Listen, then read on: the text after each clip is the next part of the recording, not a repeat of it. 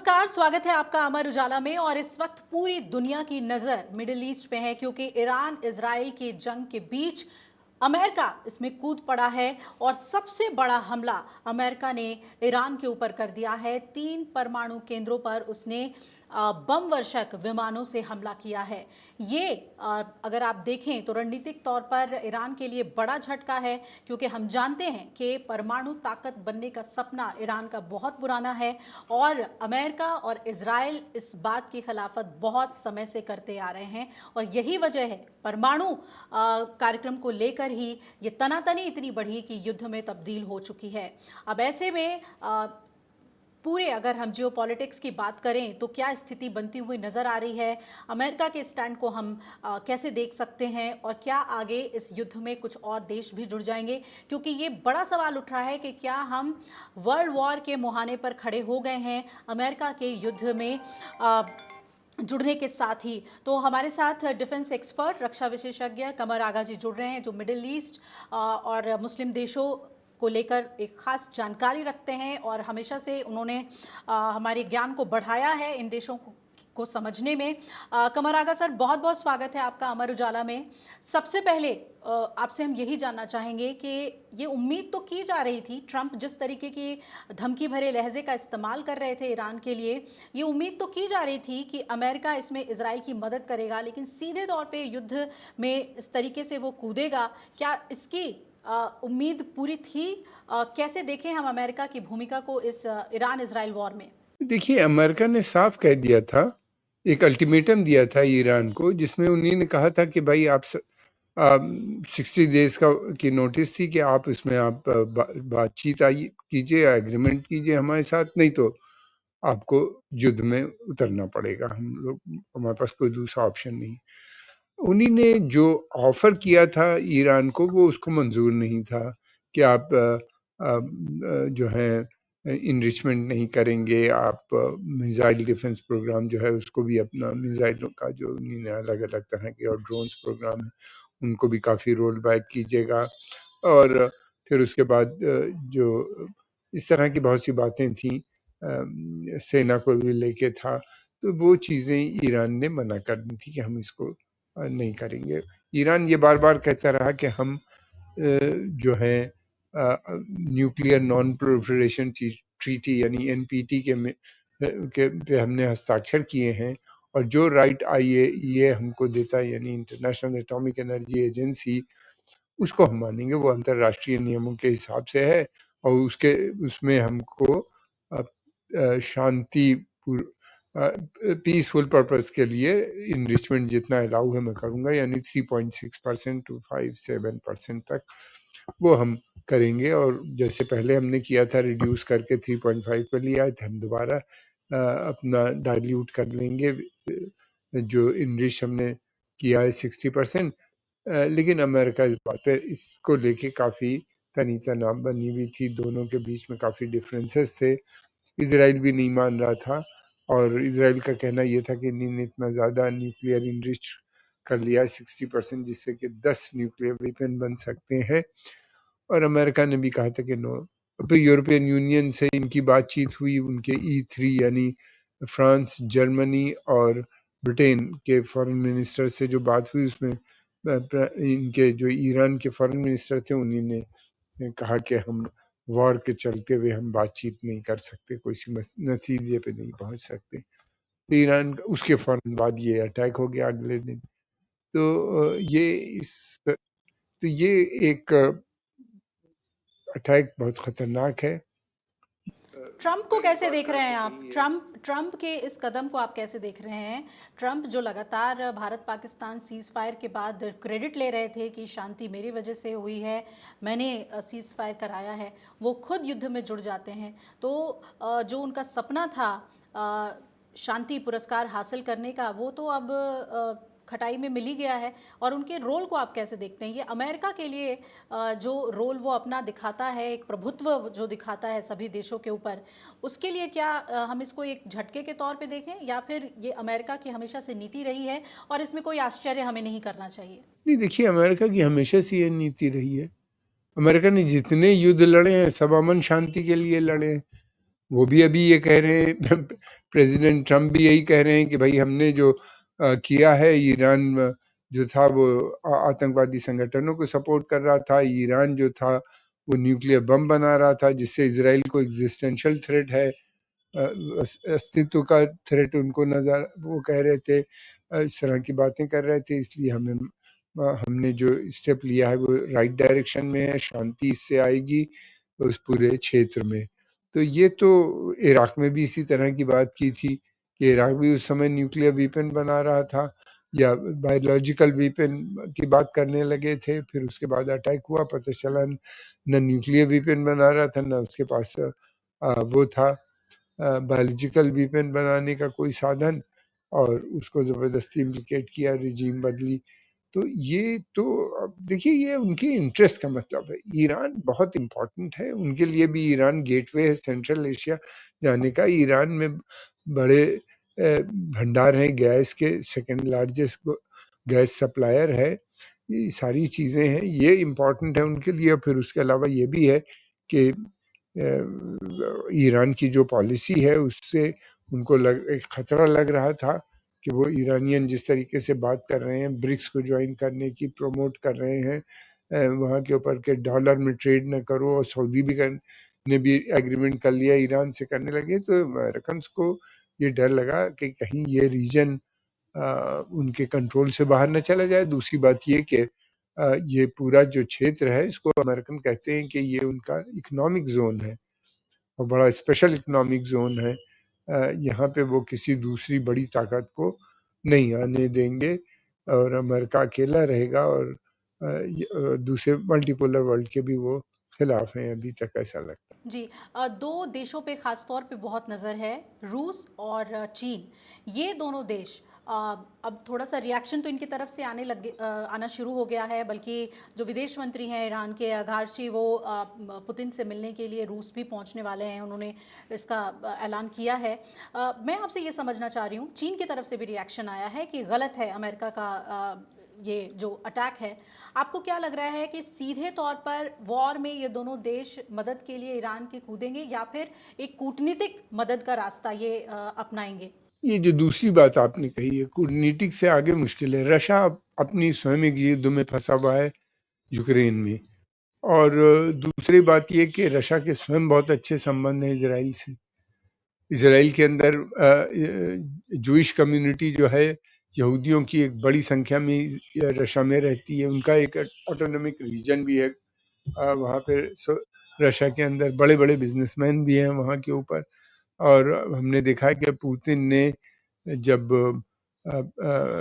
Chinese लगातार attack कर रहे थे सीरिया पे बशर अल असद के खिलाफ, तो कभी चाइनीज़ ने उनको कभी भी रशिया ने उनको रोकने की कोशिश नहीं की, जबकि रशिया का सीरिया के अंदर एक मिलिट्री बेस भी था, लेकिन नहीं, उन्होंने नहीं रोका। तो ये अपने हित में काम करते हैं ये सारे देश। चाइना का जहाँ तक सवाल है, वो तो सिर्फ बिजनेस देखते हैं और कोई दूसरी चीज़ देखते ही नहीं। और उनको इसलिए फिक्र है, परेशानी है कि कहीं ऐसा ना हो कि उनकी जो तेल की सप्लाई है वहाँ से वो बंद ना हो जाए, या कोई बड़ा चेंज आ जाए वहाँ की गवर्नमेंट में जो नई बनी है। तो उससे उनको लगता था कि ये एक चिंता का विषय है उनके लिए, अदरवाइज उनको कोई फिक्र नहीं रहती। और अगर ये दोनों देश अगर कूद जाते हैं इस युद्ध में, तब तो हम इसे वर्ल्ड वॉर डिक्लेयर कर ही सकते हैं। तो शायद ये दोनों देश तो बचेंगे युद्ध में कूदने से। लेकिन एक बार थोड़ा इतिहास में अगर हम चलें और थोड़ा सा आप हमें याद दिलाएं कि कैसे अमेरिका कभी ईरान का मित्र हुआ करता था, इजराइल ने उसके परमाणु कार्यक्रम में शुरुआती दौर में ऐसे कई रिपोर्ट्स हमें मिलते हैं कि उन्हें टेक्नोलॉजी शेयरिंग उनके साथ होती थी। आखिर ऐसा क्या हुआ जो ये इजराइल और ईरान के बीच इतनी दुश्मनी बढ़ गई? थोड़ा सा सर इस पर आपसे इंसाइट चाहिए। देखिए, ये दुश्मनी काफ़ी पुरानी है। ये एक तो ईरान शुरू से कोशिश कर रहा था, ईरान के लोग, कि उनको आज़ादी मिलनी चाहिए, खुद मुख्तार होना चाहिए, अपने मैटर को डिसाइड करने के लिए डेमोक्रेसी आनी चाहिए वहाँ पे। लेकिन उनके यहाँ कॉन्स्टिट्यूशन तो उनको मिल गया, लेकिन साथ में मोनार्की भी आ गई थी उनके यहाँ, वो हटे नहीं। और धीरे-धीरे मोनार्क वहाँ पे जो राजा था वो बहुत शक्तिशाली होते चले गए। फिर उसके बाद 53 में वहाँ पे एक फ्री एंड फेयर इलेक्शन जो हुआ, उसमें जिब्हे मिल्ली यानी एक ऑर्गेनाइजेशन थी, कई ग्रुप था, नेशनल फ्रंट जिसे कहते हैं, वो सत्ता में इलेक्शन जीत गया, सत्ता में आ गए, और मुसद्दिक उसके प्राइम मिनिस्टर बने। मुसद्दिक बनते ही प्राइम मिनिस्टर कुछ समय के बाद उन्हीं ने तेल को नेशनलाइज कर दिया, एंग्लो अमेरिकन ऑयल कंपनी को नेशनलाइज कर दिया। उसके बाद ये था कि ब्रिटेन से उनके संबंध बिगड़े, और फिर उसके बाद ये सिलसिला, तब से रिश्ते बिगड़ने का सिलसिला चला। लेकिन जल्दी कुछ ही समय के बाद अमेरिकन ने और ब्रिटिश ने मिल के वहाँ पे जो था वो सरकार को नहीं चलने दिया, और बल्कि वहाँ पे जो इनकी सरकार थी मोहम्मद मुसद्दिक की, वो टॉपिल हो गई, कू ऑर्गेनाइज किया। ईरानियों का कहना ये कि उसमें इनका बहुत बड़ा रोल था, अमेरिकन का भी और ब्रिटिशर्स का। उसकी रिपोर्ट्स भी पूरी अमेरिका ने छाप दी, कैसे हुआ था, क्या हुआ था, कितना पैसा खर्चा हुआ। तो ये एक आम जनता में वहाँ पे ये था, अमेरिका के प्रति बहुत अच्छा व्यवहार नहीं था उनके लिए। उनको लगता था कि ये सौतेला व्यवहार है। और फिर उसके अलावा ये भी था कि कुछ समय के बाद वहाँ की गवर्नमेंट ने मुसद्दिक को टॉपल कर दिया, कू ऑर्गेनाइज करके मुसद्दिक को जेल भेज दिया, और फिर उसके बाद से रिश्ते अमेरिका के ईरान से बहुत अच्छे नहीं थे। थ्रू आउट, स्पेशली यूथ में काफ़ी अमेरिका को लेके क्रिटिसिज्म होता था। लेकिन इतना नहीं सोचा था किसी ने इस तरह की आर्म कॉन्फ्लिक्ट हो जाएगी इन दोनों के बीच में। वही हुआ इनमें। और इजराइल के साथ सर संबंध? इजराइल के साथ भारत के संबंध बहुत घनिष्ठ हैं, और हमारा मिलिट्री ईरान और इजराइल नहीं, यस, इजराइल और ईरान के साथ संबंध उनके जब तक शाह ईरान थे तो बहुत घनिष्ठ थे। अमेरिकन पॉलिसी जो थी पश्चिम एशिया की, वो 3 देशों पे टिकी हुई थी अमेरिका की। एक तो इजराइल जो नंबर 1 का एलाई था, दूसरे टर्की, और तीसरे ईरान। और जब ईरानियन रेवोल्यूशन आ गया और बहुत एंटी वेस्ट रिजीम वहाँ पे आ गई, तो जो जो लोग जो ये था ईरान का के रिश्ते जो थे तब से इजराइल से बहुत बिगड़ गए रिश्ते। की एम्बेसी को उन्हीं ने एक्सपेल कर दिया, एम्बेसडर को, काउंसिल को बंद कर दिया। बंद ही नहीं कि वो बिल्डिंग जो थी वो उन्हीं ने फिलिस्तीनियों को दे दी, पैलेस्टाइन ऑफिस वहाँ पे बन गया। काफ़ी इस तरह से तब से इनसे रिश्ते 79 से लेके अब तक लगातार खराब हैं। और ईरान जो सत्ता में आए तो उनका स्लोगन ही ये था, मर्ग बर्शा। और फिर दूसरी तरफ ये चिल्लाते थे कि इजराइल के खिलाफ थे ये लोग, और ये अपना इंडिपेंडेंट जो है एक बनाना चाहते थे, मगर पूरी तरीके से इंडिपेंडेंस इनको अभी तक नहीं। अब भारत के लिए सर क्या लग रहा है, हमारी कूटनीति जो है वो किस तरह जाएगी? क्योंकि आज ही प्रधानमंत्री नरेंद्र मोदी ने ईरान में कॉल किया, राष्ट्रपति से बातचीत की है और कहा है कि रास्ता निकलना चाहिए शांति का। इजराइल में अभी संपर्क साधा गया है या नहीं इसकी कोई जानकारी नहीं आई है, लेकिन हम जानते हैं कि इजराइल से कितनी घनिष्ठता है भारत की। हमारी कूटनीति किस तरीके की रहेगी सर? देखिए, भारत चाहेगा कि जितनी जल्दी हो सके ये युद्ध बंद हो जाए। हमारे लिए ये बहुत बड़ा संकट है। अगर युद्ध फैल जाता है तो हमारे 90 लाख लोग इस खाड़ी के क्षेत्र में काम करते हैं, Persian Gulf region, Kuwait, Saudi Arabia, UAE, Qatar, Bahrain, इन सब जगह। अगर वहाँ फैल जाएगा तो जाहिर सी बात है वहाँ से लोग भारत वापस लाए। ये लोग जो वहाँ पे काम करते हैं लगभग 30-35 बिलियन डॉलर हर साल भारत को भेजते हैं, रेमिटेंसेस की शक्ल में भेजते हैं अपनी फैमिलीज को। फिर उसके अलावा हमारा ट्रेड है वहाँ पे, द्विपक्षीय ट्रेड जो है वो लगभग 200 बिलियन डॉलर का है। फिर हमारा उनके साथ जो है बहुत से प्लान्स हैं कि भारत वहाँ पे उनके साथ मिलकर बहुत सी चीज़ों का जॉइंट प्रोडक्शन करेगा, को प्रोडक्शन होगा। यही नहीं बल्कि जो चाइना है, वो उसको किस तरीके से रोका जाए वहाँ पे, ये भी एक बड़ी समस्या है वहाँ पे, इसलिए चाइना के बड़े घनिष्ठ संबंध वहाँ पे बन रहे हैं। फिर उसके अलावा ये भी है कि हमारा लगभग $200 बिलियन के करीब का ट्रेड होगा इस पूरे क्षेत्र से। फिर अभी कुछ समय पहले हमने देखा था कि भारत के अंदर कतर के अमीर आए थे, उन्हीं ने वायदा किया था कि $100 बिलियन हिंदुस्तान में इन्वेस्ट करेंगे, और फिर उसके बाद चाइनीज भी आए थे, उन्हीं ने भी कहा था कि $100 बिलियन वो भी इन्वेस्ट करेंगे। तो इन्वेस्टमेंट का आना, तेल की सप्लाई की प्रॉब्लम समस्या हमको आ जाएगी, तो इस तरह से बहुत चीज़ें बिगड़ जाएंगी हमारे लिए। अच्छा सर, एक और प्रकरण पे ज़रा आपका ध्यान मैं लाना चाहती हूँ, यहाँ पर पाकिस्तान का जिक्र आपसे करना चाहती हूँ, क्योंकि ट्रम्प शायद ये मन बना चुके थे कि उन्हें किस तरीके से अटैक करना है, और उन्होंने दाना जो है वो पाकिस्तान के ऊपर फेंक दिया था, हिंदुस्तान के ऊपर भी फेंका, क्योंकि पीएम को उन्होंने कहा कि आप यहाँ तक आए हैं, कनाडा तक तो यूएस भी आइए। तब पीएम मोदी ने कहा कि नहीं, मेरी दूसरी व्यस्तता है, आप ज़रूर आइए। लेकिन आसिम मनीर को बुलाया जाता है, उनको लंच पे बिठाया जाता है, तो पहले से जो जिसको कहते हैं सेटिंग्स बिठा ली थी ट्रम्प ने। और कैसे देखते हैं आप पाकिस्तान के स्टैंड को अब आप कैसे देखते हैं, क्योंकि जो मुस्लिम देशों की जो एकजुटता होती है, और शुरू में जैसे ईरान के लिए पाकिस्तान बोल रहा था, अभी तो कोई स्टेटमेंट भी उनकी तरफ से नहीं आया है। देखिए, पाकिस्तान जो है उससे उसके बड़े लव एंड हेट रिलेशनशिप है ईरान से, शुरू से रिलीजियस प्रॉब्लम है उनके यहाँ के लोगों की।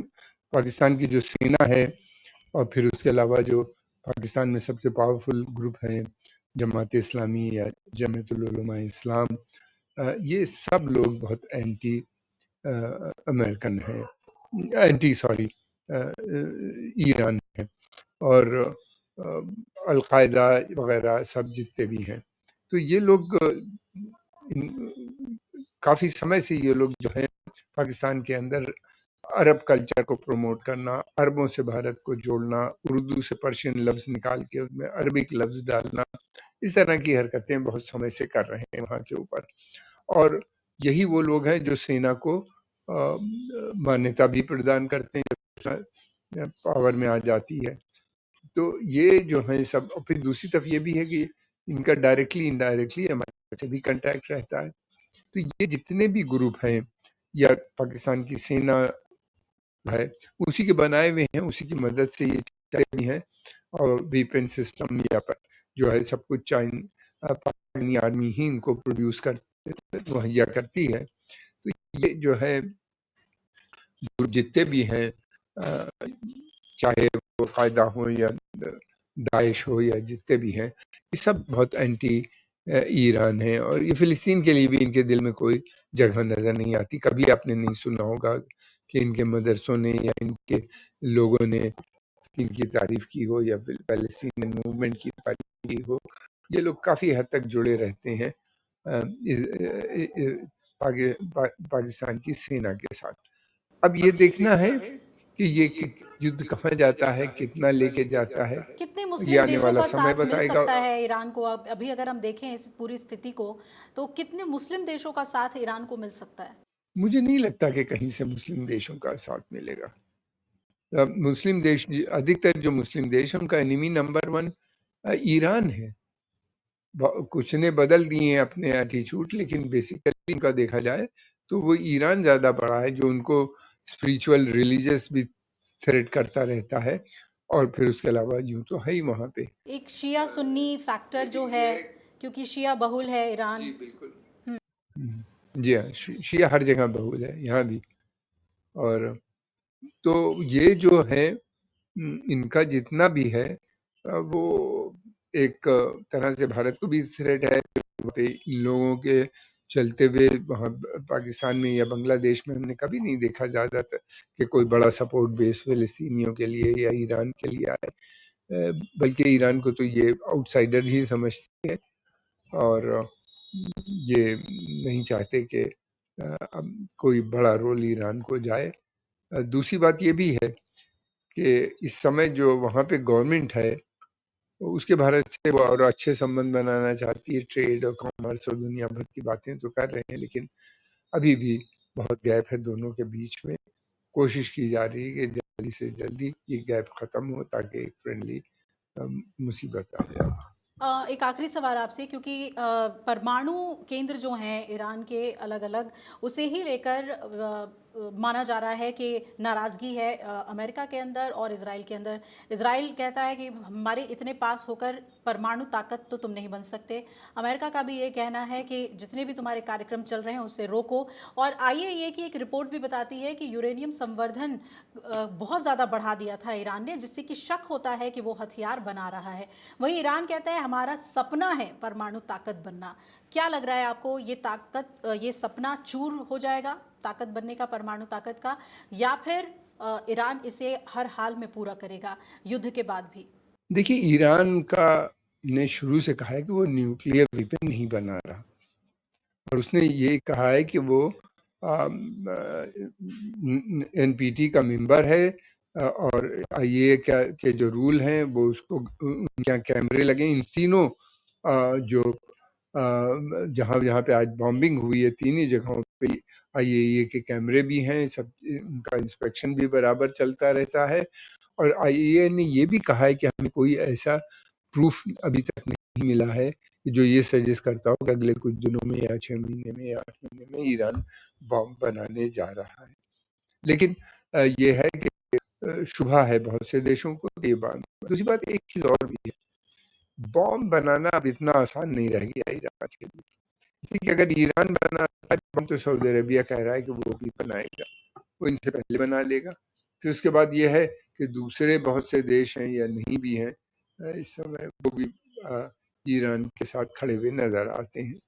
ये एक लंबी लड़ाई लग रहा है मुझे चलेगी, जो काफ़ी समय तक चलेगी, और जो कुछ है इसके सामने। आपको लग रहा है कि ये लड़ाई लंबी चलेगी, और इसमें फिर क्या लग रहा है आपको कि अगर आप, जैसा कि आपने कहा कि मुस्लिम देश नहीं लगता कि मदद के लिए ईरान के आगे आएंगे, तो फिर तो ईरान तबाह हो जाएगा, ऐसी स्थिति दिख रही है क्या? ये बिल्कुल रूस यूक्रेन वाली तबाही वाली लड़ाई दिख रही है क्या? किसी हद तक काफ़ी तबाही होगी। दूसरी बात ये भी है कि जो जितने भी देश हैं मुस्लिम, वो सभी ने रेजोल्यूशन ज़रूर पास किए हैं।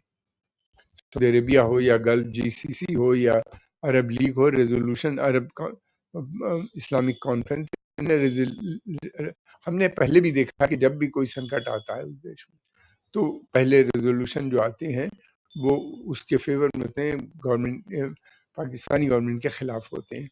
लेकिन ये है कि अब जो है कैसे होगा ये ज़रा मुश्किल है समझना। थोड़ा हम लोग को और टाइम देना चाहिए कि ईरान अपने उसके ऊपर अड़ा हुआ है। वो ये अभी भी कह रहा है कि वो न्यूक्लियर वेपन भारत में नहीं आने चाहिए, और उसका ये प्रिंसिपल स्टैंड है। वो ये कहता है कि हम न्यूक्लियर वेपन जो है ये वेपन ऑफ मास डिस्ट्रक्शन है, जो कि भारत को बहुत आसान लगता है के लिए, उनको ऐसा लगता है। दूसरी तरफ ये भी है कि जो ईरान का मानना ये है, बल्कि सऊदी अरब ने ये साफ-साफ कहा है कि अगर ईरान बात करेगा तो वो भी किसी न किसी समय अपने यहाँ न्यूक्लियर वेपन बनाएंगे।